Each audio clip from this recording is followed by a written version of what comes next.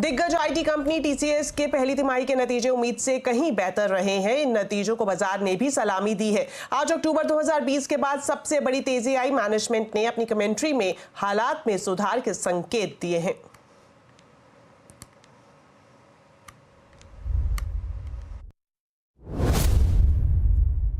हमने जो Q4 के एंड में कहा था कि we expect FY25 to be better than FY24, हम उस पर we'll still stick to it and we believe वो वैसे ही प्ले आउट होना चाहिए। ओवरऑल सेंटिमेंट्स जबकि ज़्यादा चेंज नहीं हुए हैं जो हम पिछले 6 तिमाहियों से देखते आ रहे हैं। कस्टमर सेंटिमेंट सिमिलर है। ये क्वार्टर का अगर हम देखें तो हमारे सारे ज्योग्राफीज सीक्वेंशियली जो आपने बताया quarter on quarter positively grow किए हैं, which is a good sign. And सारे वर्टिकल्स एक्सेप्ट वन भी पॉजिटिव हुए सीक्वेंशियल ग्रोथ। हम एक्सपेक्ट करते हैं ये ट्रेजेक्ट्री कंटिन्यू हो, but too early to call out in terms of more from a demand perspective. आपने जैसे मार्जिन्स का बताया, margins typically we take the जो वेज इंक्रीमेंट का इम्पैक्ट है हम पहली फर्स्ट क्वार्टर में ही ले लेते हैं एंड हमने एग्जैक्टली वैसे किया। 170 बेसिस पॉइंट्स इम्पैक्ट था and typically we claw back and move upwards, inch upwards. हम एक्सपेक्ट करते हैं कि जैसे FY24 में किया था मार्जिन्स यहाँ से अपवर्ड होने चाहिए। I think overall deal convergence जो है बेटर हुई है। ओवरऑल कस्टमर सेंटिमेंट्स दोनों में थोड़ा थोड़ा होता है, बट जो प्रोजेक्ट पॉजेज एंड कैंसलेशन है वो ट्रेंड जो है कंटिन्यू हो रही है। उसमें थोड़ा प्लस माइनस से सो हमारा जो इम्पैक्ट हो रहा था was more due to project being put on hold और कैंसलेशंस, जबकि जो रेवेन्यू नए डील से आ रहे थे वो नॉर्मली कन्वर्ट हो रहे थे। तो आई थिंक बैलेंसिंग आउट हुआ है फ्रॉम दिस क्वार्टर। ओवरऑल अगर हम देखें तो 170 is the impact due to wage increments and हमारे थर्ड पार्टी एक्सपेंसेस जो है उसका भी हेडविन था एंड वो ऑफसेट हुआ with better operational efficiencies. That was driven by better productivity, improved utilization and also reduction in subcontractor expense.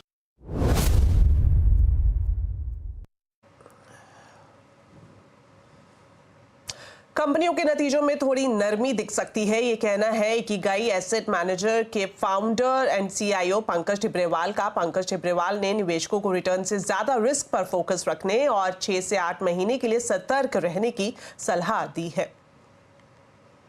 View और निवेशक का अगर टाइम होराइजन लंबा है तो मार्केट हर समय आपको कुछ ना कुछ ऑफर करने के लिए रहेगा।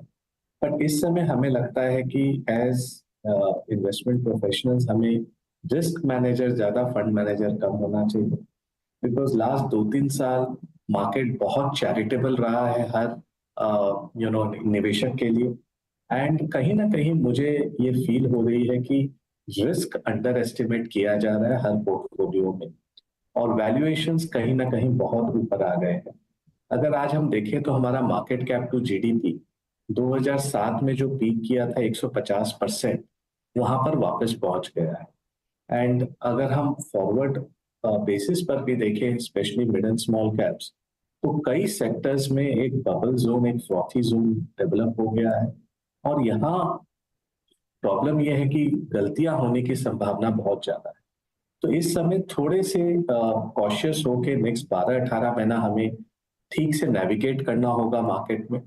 और हमें लग रहा है कि जो इस तिमाही के और नेक्स्ट तिमाही के नतीजे आएंगे वो थोड़ा स्लो हो सकता है।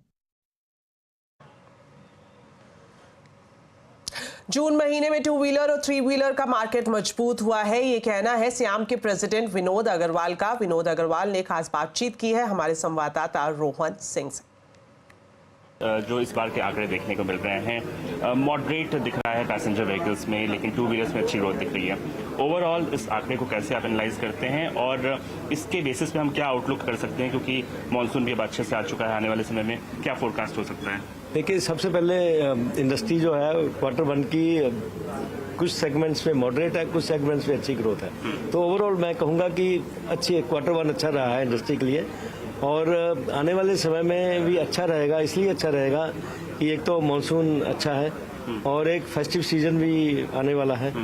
तो ये दोनों फैक्टर्स को देखते हुए और उसके ऊपर हमें ये उम्मीद है कि ये जो गवर्नमेंट का भी बजट आएगा वो भी ग्रोथ ओरिएंटेड बजट होगा, जिससे इकोनॉमी को और बूस्ट मिलेगी।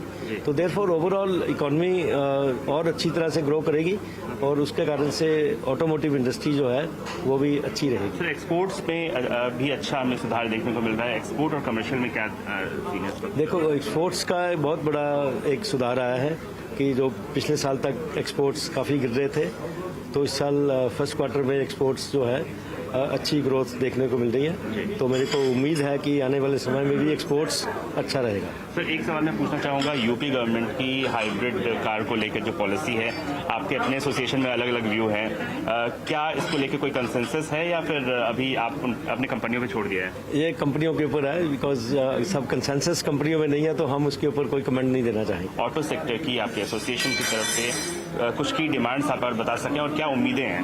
हमारी उम्मीदें यही है कि एक ग्रोथ ओरिएंटेड बजट आना चाहिए, जिसमें कैपिटल एक्सपेंडिचर की एलोकेशन जो है वो और ज़्यादा से ज़्यादा होनी चाहिए, और रूरल इकोनॉमी के लिए कुछ और इनिशिएटिव्स होने चाहिए जिससे इकोनॉमी और ग्रो करे, और उसके अलावा इलेक्ट्रिक गाड़ियों के लिए कुछ इंसेंटिव्स होने चाहिए। अदानी पोर्ट्स आज बाजार के फोकस में है। केरल के विजयनिजाम पोर्ट में कंपनी ने शुरुआती निवेश किया है। 2028 तक कंपनी के इस पोर्ट पर 20,000 करोड़ रुपए के निवेश की योजना है। इस मौके पर कंपनी के एमडी करण अदानी ने कहा कि ग्राहकों को सस्ता लॉजिस्टिक सप्लाई करने पर कंपनी का फोकस रहेगा। करण अदानी से एक्सक्लूसिव बातचीत की मेरे सहयोगी यतिन मोता ने।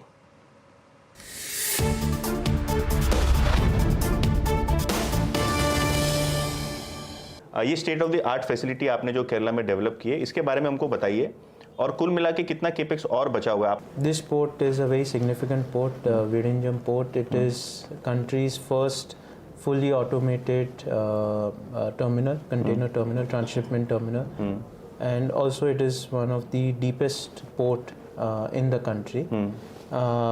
I'm also proud to say that this is, if not wrong, this is one of the most advanced, technologically advanced terminal in South Asia.